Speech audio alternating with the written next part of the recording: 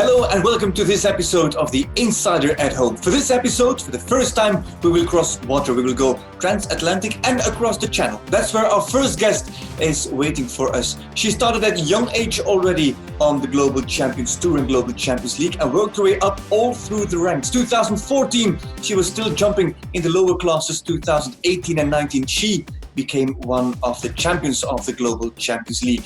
For our second guest, we go transatlantic. He is not a double champion, not a triple champion, a quadruple champion on Global Champions League and on the Longines Global Champions Tour. To say it in the words of Ragnar Lodbrok on the Netflix series Vikings, shield ball up because here come the London Knights. Ben Maher and Emily Moffitt, how are you doing? Good to have you. Hi, good. Thanks for having me. Emily, how are you doing? Good. It's very quiet, quarantining at home, doing lots of polls.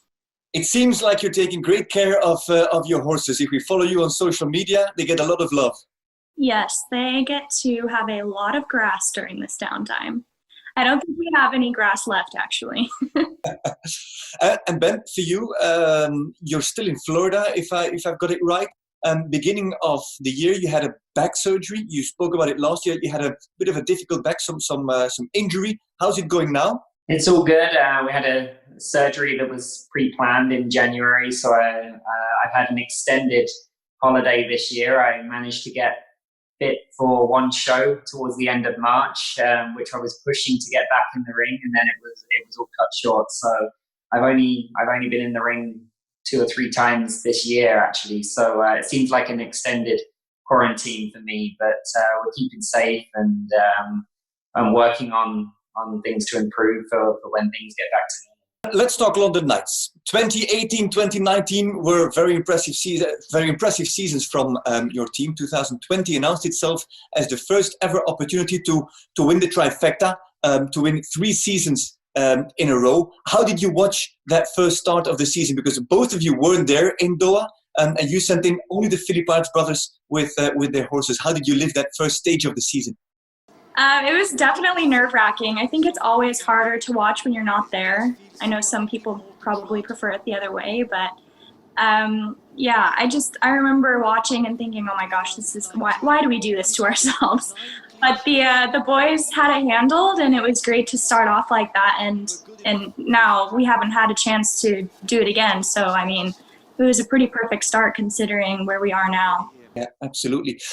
Ben, 2018, you really dominated. 2019, you were also crowned champion. What were the expectations? Did you feel extra pressure to start this series, this championship? Yes, I think so. It's people start to expect it's much easier when you're coming out of the blocks and you're just working and riding for yourself and your own team. But as a team, we've been very, very successful over the past few seasons, and it starts to become an expectation to win. And I think for me, it's important as team manager, we keep the whole team grounded and not forget, but not try to ride off of what happened last year. Start this year fresh, so to speak, and not try to ride off of our last result.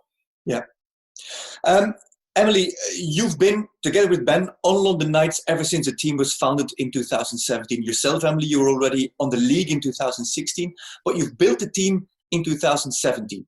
The big restructuring came in 2018 when you added the Philippines brothers and Martin Fuchs to the team, and then things took off. The dominance in 2018, I've got it here, 40 points ahead on Valkenswaard United, 84 points ahead on the number 3 in the championship.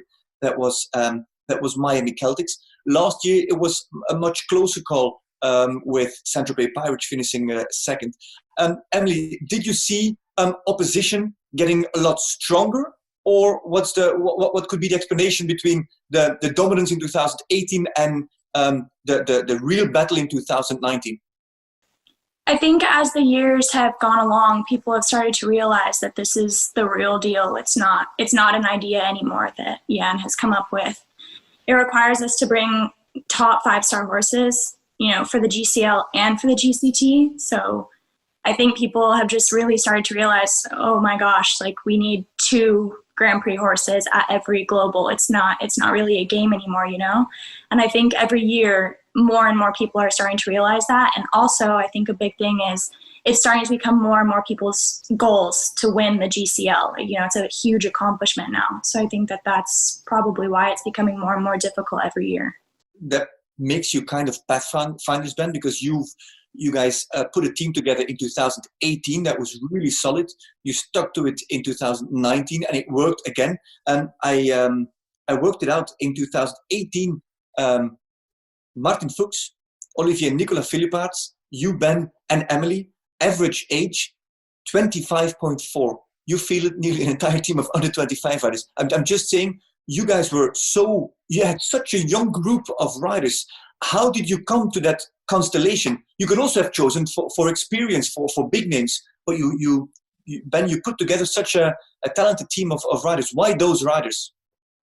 I think that average age expectancy probably goes down a few years if I'm not on the team there. So you've got to have one old guy on the team to keep everybody behaving themselves. But I think that obviously Emily is riding a bit beyond her years.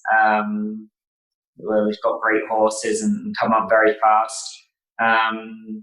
But we went with the younger riders that were available and ambitious, where they're hungry. It's a very hungry team, and I think that's what we proved last year.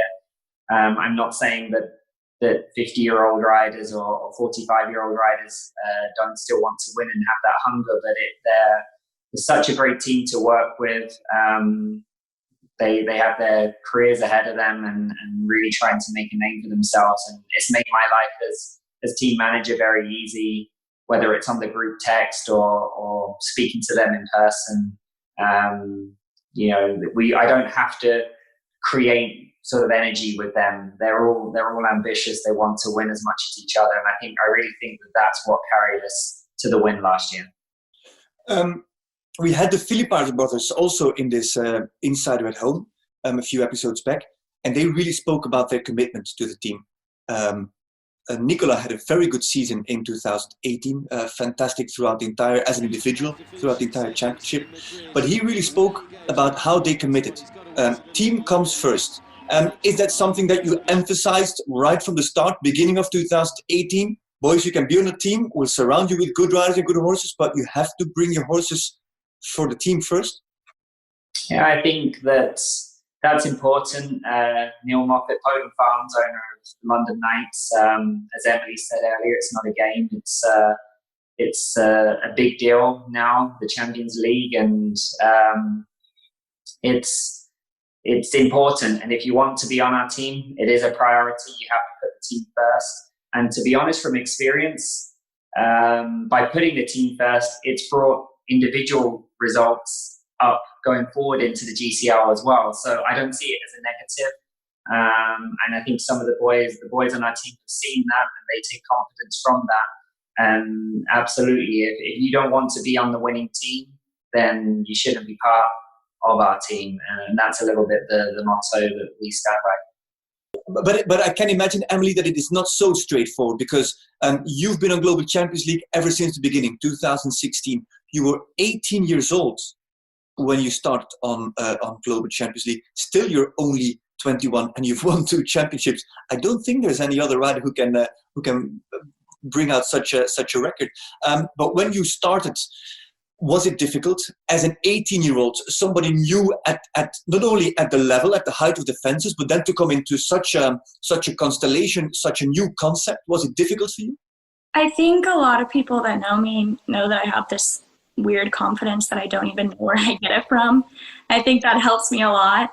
I remember walking into the ring for the first time in Estoril with Tommy, my best one, Hilfiger van de Olmenhof, thinking, this is just going to go one or two ways. And luckily, it went my way, and we were double clear, and I was on the team with John. And yeah, for sure, it was intimidating. I was on the team with John, Bertram, Alberto. Even then, it wasn't a joke to me. I was the young gun, and no one knew me, so it was a lot of pressure, but it was really fun. I enjoy team efforts more than individual, actually, which I know a lot of people might disagree with, but I just think it's more fun for some reason.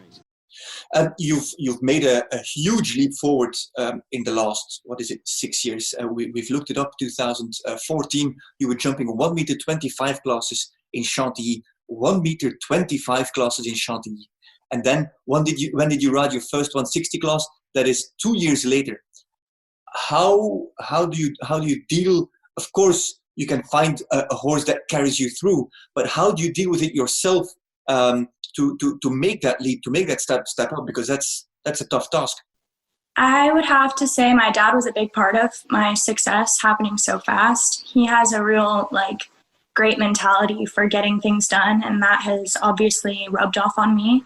I also was always surrounded by top horse people, so I was always learning every day something. And I had just made a goal for myself, and it didn't matter to me how I was getting there. So it helps that I had great horses like Tommy. He often picked better distances than myself, so that does help. But, it's just a mentality. When you have that go-getter, let's get it done, you don't let anything get in your way, nothing's going to stop you. Ben, when you see Emily walking a course, you see you walking a course. You're nearly always there. I don't know if it's true, but I think you're a big part in the success of the development of Emily Moffitt as a rider. Can you agree? Can you relate to what she said? Yes, the hey, let's go mentality really makes a difference. Yeah, absolutely. I've been part of Emily's growing up from the very beginning there, and something that maybe we lose sight of because we spend a lot of time together and every competition together. But I'm very proud when we've had moments like when you watch back to Stockholm last year, and then the sentimental sort of weeks that we've had for me, accomplishments that not just as a rider, but as a trainer that I can pass something over. But like Emily said, I think the whole sort of philosophy behind the London Knights, Neil Moffitt, he wants success. He kind of puts that over to his team, whether it's me as a trainer, Emily as a rider, and pushes you to be your best. And I think that's something that's definitely worked to Emily's advantage. And I've given it everything I can. We spend a lot of time together, and I'm responsible for every move that Emily makes. She's growing up pretty quick now, so she'll probably start to make her own way a little bit, but I'm very proud of being a part of that success.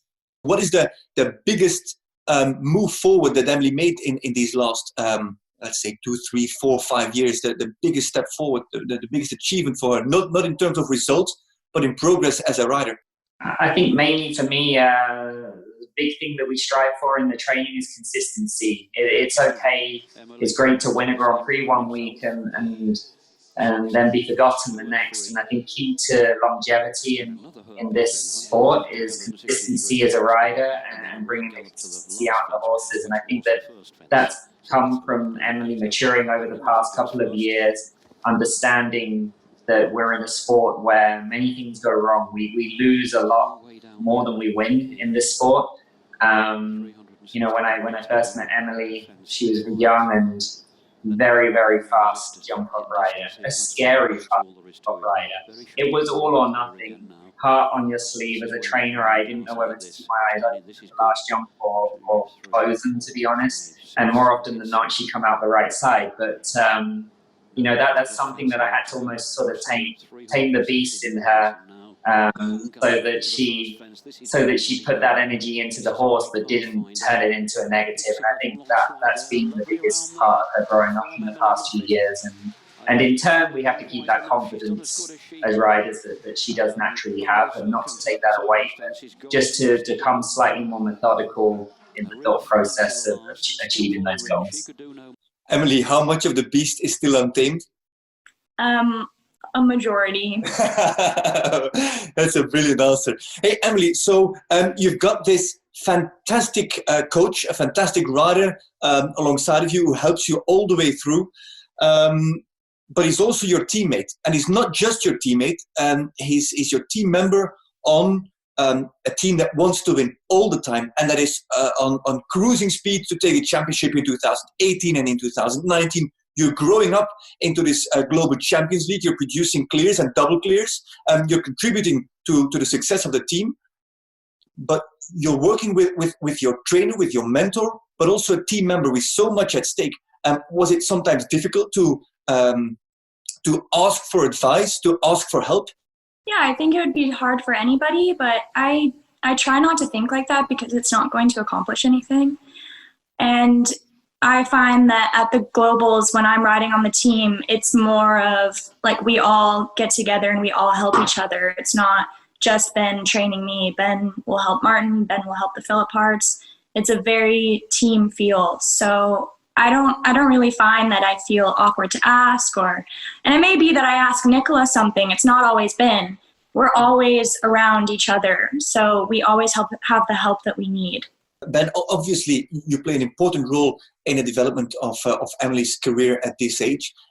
You also had a few very important people in your career. You've been mentored by Liz Edgar. You went to Beat Mendley, and then you got onto your own feet, and you've traveled the world, and you've done it extremely successful.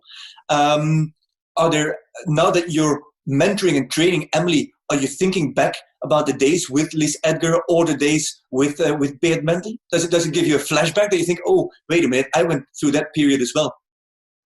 Yeah, absolutely. I think that's something that I like to think that I can help Emily with. You know, I grew up in a non-horse background, a non-horse family, so I did leave home after school at an early age, and I spent a couple of years with Liz and Ted Edgar. Then I was a stable rider for Beat Mendley, and in more recent times, George Morris has given me a hand over here in America a couple of years ago, and really, you know, I've experienced most things I would like. I've had the ups and I've had the downs, and I've ridden the waves of the success and the struggling. And I think every rider will go through those times. We'll go through a dry spell where we just can't seem to jump a clear round, or we have unforeseen circumstances come along. And those are things that I think I've tried to sort of put in and use to my advantage in the training, and sort of coax Emily along through these,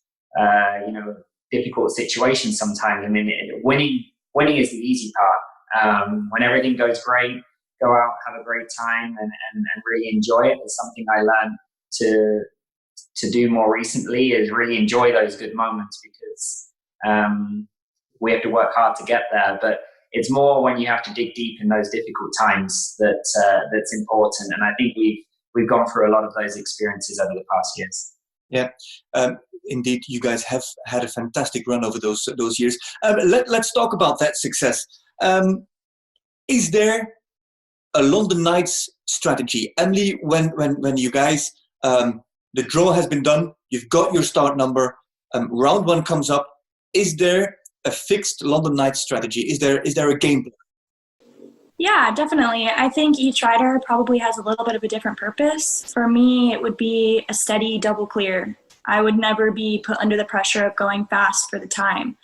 So I might go first and Ben would go second, so that he knows what he has to do to, because time is a key component to winning a majority of the times. It's not very often that it's just a pole in hand or something, So I think that's where our strategy really works well, is each rider has a strength and we make sure we use that. We don't focus on anything other than each rider's strength and how we're going to get it done. Talking about those riders' strengths, Ben, you as team manager, have you got your plan ready? Season starts in March. Have you got your plan ready in January? Okay, we sent Olivier and Nicola with that horse to Kaiserstuhl. For Hamburg, we picked those horses and those riders. Is your management plan that wide? Have you got so much ready already in January, February? Yeah, I think we try to be as organised as we possibly can. Last year was a tough year. Nicola was injured for a while.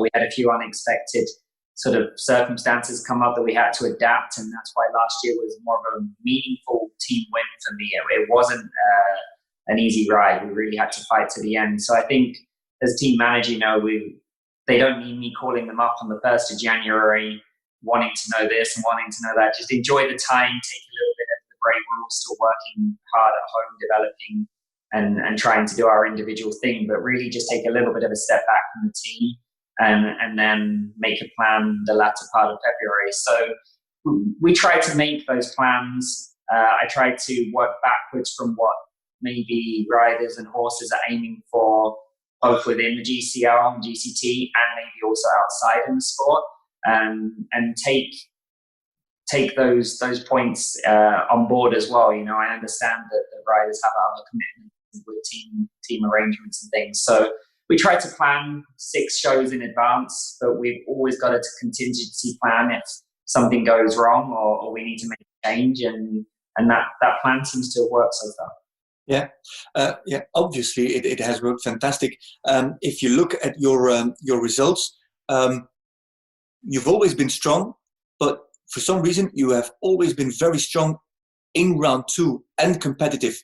If you look at your results, I think 2018, out of you had 10 rounds or 10 stages where you were within the top 3 of the fastest times. Is that also the London Knights approach? Listen, we'll get safely through round 1, but in round 2, that's where it happens. And you always try to perform to get in a fast time. Not always. I mean, you see there at the end in New York, it was about jumping and clear round. But I do think that we are in an era and have a team of riders where we have a great group of younger riders, like you said earlier, who naturally ride quite quickly. Everybody is naturally quite a fast rider. And we have combinations like Martin with Clooney or myself with Explosion that are naturally fast combinations. So as Emily said, we try to always put them more as the second person on the team. And I sometimes think you can force mistakes if you're trying to ride to jump the clear out from the team. My advice for myself, as well as whether it's Emily or my teammates, is go and ride the round that you want to ride. And if that is at a more naturally quick pace, then that's absolutely fine. Don't take unnecessary risks. But I do think that has helped us in time to time when perhaps we haven't won the actual competition on that day, but because we maybe had a 4-4 round been quicker, we finished in the top 4 or the top 5 or the top 3, and that can make all the difference in the overall championship at the end of the season. Yeah, all right. Ben, you've got, and I don't want to make you sound old, but you've got 20 years more experience than Emily. That's more or less how it balances. Do the two of you ever sit down and discuss the development of this sport? Because what you're experiencing, Emily, with Global Champions League and also Global Champions Tour, you've been on the league since you were 18, and we've spoken about that. Ben, you've seen this development come quite late. You've been through all the other stages on how the sport has developed, but the speed of this development in the last 5 years, that maybe for Emily is very natural. For you, it's very different to adapt to. Do you ever speak about the Emily back in the day when I was young? The sport was different. I try not to do that because then I just remind myself how much older I'm getting, to be honest. But no, you're absolutely right. I mean, Emily's grown up in the modern day sport, and this is the modern sport. But I think that training Emily has also given flashbacks. I wouldn't say to the older side of the sport, but we were in Dublin Nations Cup, or whether it's Hickstead and these kinds of competitions. And like Emily turns up there and it's like a whole new world to her, because it's just a different style of horse show, a different style of jumps.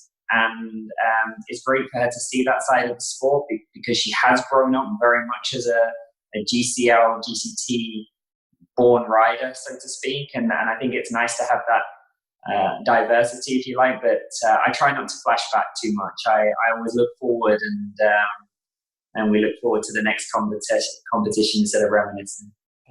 Emily, as a GCL born rider, as Ben puts it, what do you like about GCL? What makes it so fun for you? Well, I think it's the special locations, obviously. It's great to be able to go to a horse show and also be in cities like Rome or Paris. You know, everybody dreams of traveling there. So to get to do what we love and be in those great cities is fantastic for me. And also, it's it's really like I was kind of thrown in the deep end with the top 30 riders. It wasn't a gradual climb for me, but that also made me get my act together a lot quicker than it probably would have if I did do the gradual climb. So I think that's also something that I have noticed, and it's important to me because I don't think I would be here without the GCLs or the GCTs. So I would say that those are the big things for me. Did you ever doubt yourself throughout those stages? Like you say, I was thrown in the deep end with the top 30 riders, and there you are as a 18 now until 21-year-old. Yeah, of course. I never really think it's too much, but there are times where I think like, wow, this kind of sucks sometimes, it's not all great, but it doesn't usually last for long. I kind of allow myself a short period of time to sulk, if you want to call it that, and be like, man, this is a bummer. This really doesn't feel great. And then usually 9 out of 10 times I'll come out the next day and ride 10 times better and stronger. And that's kind of always been the way I am with everything in life. So I think it is important to sit and think, that wasn't great and that doesn't feel nice. But then it's important for you to reflect on that and get better every time that it happens. You and Poden Farms, and especially you as a personality, you've got a huge fan base. Also on your social media, you interact a lot with your fans, and which is understandable. At your age, that's just a different generation actually than Ben. What advice have you got for male and female riders of your age who are struggling, who are trying to make it into the sport, who are working hard, but sometimes it just doesn't work? You've encountered it. How do you get out of the deep end and go back up? I think it's important to only let so much negativity, it's important to take some and think, okay, they may have a point, but it's also more important to think, okay, I'll take that, but I'm still going to accomplish my goals and dreams no matter what it takes. I find that when I guess I still am growing up, but when I was younger and growing up, that a lot of people will try and sway you from your path, and you just can't. It has to go in one ear and out the other, and you have to have a one goal, one accomplishment, we're going to do this no matter what it takes sort of mindset. So I think that that's what I would tell younger people. Everybody wants to know how London Knights riders get their success. And so we asked you, the both of you, to prepare some tips and tricks to prepare a show jumping exercise. Let's see what you have as first exercise here on our tips and tricks. Emily, you sent something in. What are we looking at?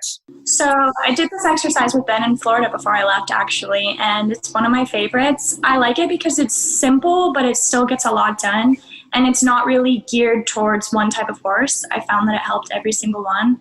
So we have the poles on the outside, which I use to just warm up a little bit, get my eye in tune, and that sort of thing for the horse and myself. And then you have the one stride little exercise in the middle. So what I did with my horses was you would pick a rein, which say I'm riding Winning Good. He's a little more stiff on the right. So I would work on the right rein. And it's a constant right loop. And if you really want to get critical, which is very hard, I will say in advance, you count each stride you're doing in between each vertical. So I jump one stride, I turn right, maybe 9 strides. I jump it again, and you try and get the same distance every time. Okay, that's being very picky, and it is really difficult. And I think even Ben failed to do every single one perfectly. But that is the goal. And I really like it because it also shows you what your horse might be weaker on, if there's a weaker side, what you need to work on. Because, riding around in circles is great and everything, but I can do it. Winnie can do it. The others can do it. This is just, it shows what you need to work on, I find. All right, so but talk me through it. You've got 4 verticals in the middle. How much room have you got between the verticals? So it's just a normal 1 stride each way. Just like you can probably walk it a little shorter because you're coming in with not a ring canter, if you want to call it that. And it's just, you have to make sure each distance is equal because, as I said, it's important part of the exercise to keep equal strides through each turn.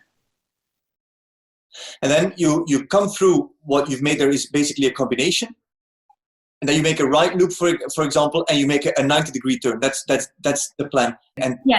If you want to get even trickier, you can do 1 turn to the right, then switch it to the left. But because I have a few horses that are quite one-sided, I usually tend to focus on doing that. And then as soon as I feel them supple up, I may change it to their easier rein just to reward them a little bit. You don't want to overdo it. It's quite hard on them. How high do you build your verticals in this exercise? Less than a meter. You don't want to, there's no need to jump bigger, especially for my horses. I'm quite lucky, so they're all very talented. It's just like nitpicking, especially during these quiet times. We never get to have this time at home. It's just about nitpicking each small thing that a horse may be struggling with, or yourself. Is it, because I hear you say, I've got some of my horses are one-sided. Are it your horses, or is it you that's one-sided? It's probably me. I've dislocated my left shoulder 3 times, so it's probably me. Yeah, okay. Ben, over to you. You also sent us an exercise from Florida. What did you work out for us? Yeah, I'm personally, I don't train a lot of poles on the floor, a lot of exercises. I think it has its purpose. I probably would focus more on the feeling of the dressage work and the flat work at home. But I do think there's a time and a place. So the reason why I wouldn't perhaps do poles and things too much is the way I grew up and I was taught was I want those horses really focused, really sharp, really fresh when they see the jumps. Not that they get bored of seeing jumps and that they're excited as we are when we go to get to do something different. So we don't do too much of that, but this is something else that we do. It's more of a course, so we could set all of these jumps at whatever height that you want. A meter, start at a meter, and you can go up as big as you want, but it's quite a good course. You can use it as a course. If you've got a smaller arena, maybe not everybody has the luxury of a big arena. At the bottom there, you can see some trot poles on a small curve, probably 2 feet on the inside and 3.5 feet on the outside. And you can raise them slightly, maybe 1 foot off the floor. And you can incorporate that. So you can use this just like a normal course. You could start on the top oxer there off of the right, loop back to the vertical off the left, and really work on the control through the turns. You can put the course as big as that horse in particular needs, but I found that the trot poles are good to warm up, to build the strength behind the back muscles and things like that. A lot of horses don't like to do that in the beginning, so would start not raised and raise them after they're relaxed and confident. But 1 or 2 horses in particular, I found when they get a little anxious through the course, you could do 4 or 5 jumps and then bring them back to trot, go through the trot poles to make them take their time, think about what they're doing, and then pick up the canter and then continue onto the next part of the course. I think you can work on a lot of things with this type of thing in a small space. 2 different exercises. Do I hear you both talk about the fact that you really work on the turns? These exercises are actually not about the jumps itself.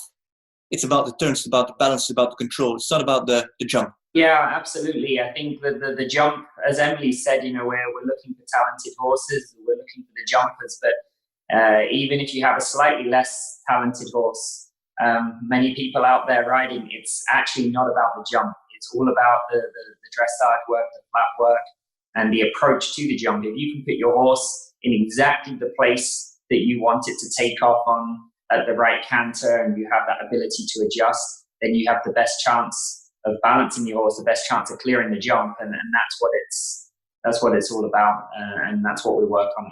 Very, very interesting. We'll see how our fans at home deal with this exercise, and who knows, maybe we'll find a new London night through these exercises. Thank you very much for sharing.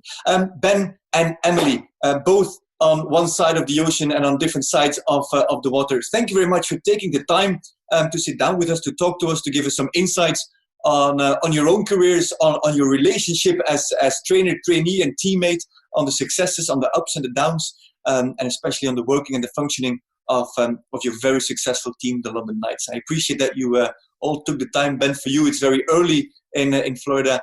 Emily, you're already done with the day in England, but I do appreciate that you both wanted to sit down with us. Thank you.